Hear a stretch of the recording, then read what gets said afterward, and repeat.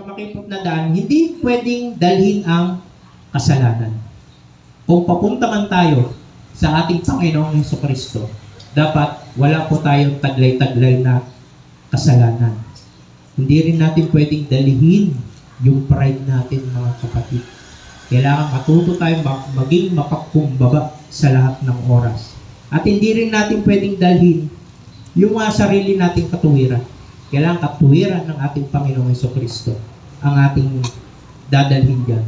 Sabi nga dyan, doon sa Juan 10:9, sabi ng ating Panginoong Hesukristo na siya yung pintuan.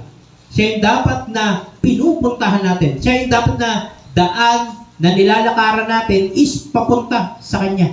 Dahil siya yung pintuan, yung papunta sa kaharian ng Panginoong Diyos. Sabi niya sa John chapter 10, verse 9, "Ako ang pintuan.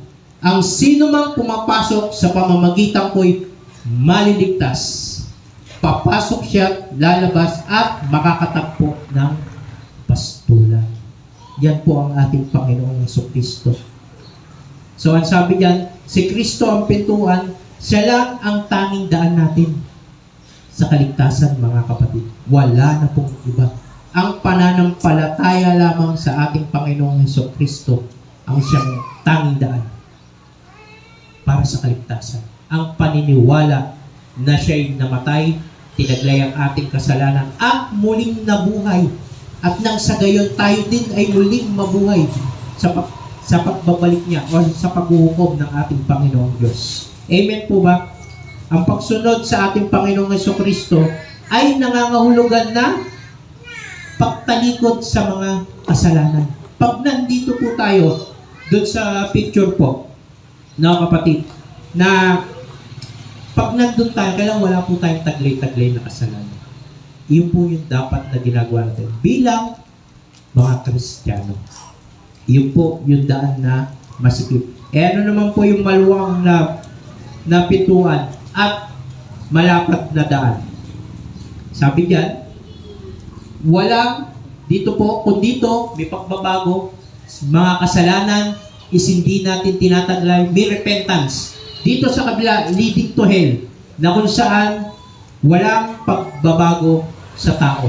Na kahit Kristiyano na siya, kahit nakakilala na siya sa ating Panginoong Diyos, pero hindi niya naman isinasabuhay ang buhay na isinabuhay ng ating Panginoong Hesukristo, dito ka pa rin niyang kapatid dumadaan. Tandaan po natin, sa huling araw, maraming tatawag sa ating Panginoong Hesukristo na, "Lord, Lord, di po ba nag-prophesize ako? Lord, Lord, hindi po ba nagpalayas ako ng mga espiritu?"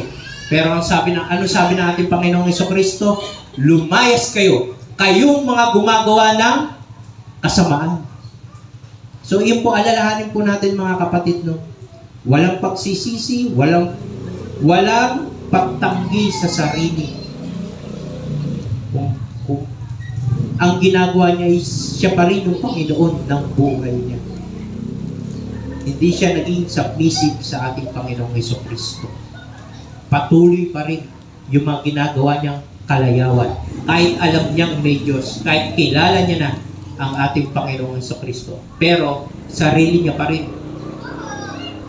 yung ginagawa niya, sarili niya pa rin yung nasusunod sa kanyang buhay.